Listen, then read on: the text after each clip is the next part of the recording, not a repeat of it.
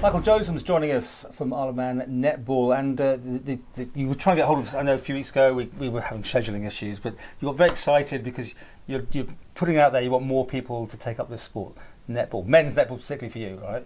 That's right. You're good at this because you're tall, right? So men's netball, it's good fun. We've just launched it here on the Isle of Man, and so it's really accessible to men of all heights, but also all athletic skills. There's some men who have joined who want to represent the island in international competitions, but also some who want to get involved at a much more social and accessible level. So how are you going to play it? Is it to be winning and in a team, or just more of a social activity? So it'll be both. In that we want to provide. But you want to play people, all right? We want to put together a men's team for a few different levels. First of all, to be able to play against ourselves locally here on the Isle of Man, it should be a bit of fun.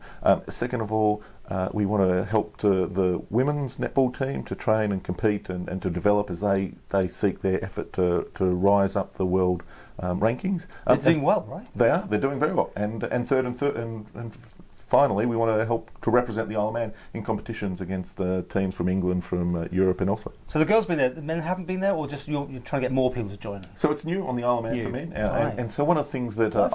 Why has it not been an uptake before? No one's got together, or what? Well, it just hasn't happened before, and so the Manx Netball Association putting in an effort to really grow the sport, and so while I think it's fair to say that netball will always remain primarily a women's sport, it's great to get a few men involved and to support. A lot of men are being introduced to the sport by seeing their wives, their girlfriends, their daughters, their mothers play, and so this is a good opportunity for men to do something a bit of fun, and also to help support the women in their efforts to rise up the global rankings. Okay, now real amateur question I'm going to ask you about the netball and basketball. I mean, men go for basketball more than netball. Is that why though? Is much? I mean, you still need to bounce the ball and be tall-ish. Well, not really. So one of the things that's very different about netball compared to basketball is in netball, each player has a designated zone, a designated area that they can go, and so the result of that is it is much more welcoming of men of different heights and sizes. Whereas, realistically, if you're playing in the professional NBA, the very highest level of basketball, like for you, every man in there is well over 6 foot tall. Yes. Right.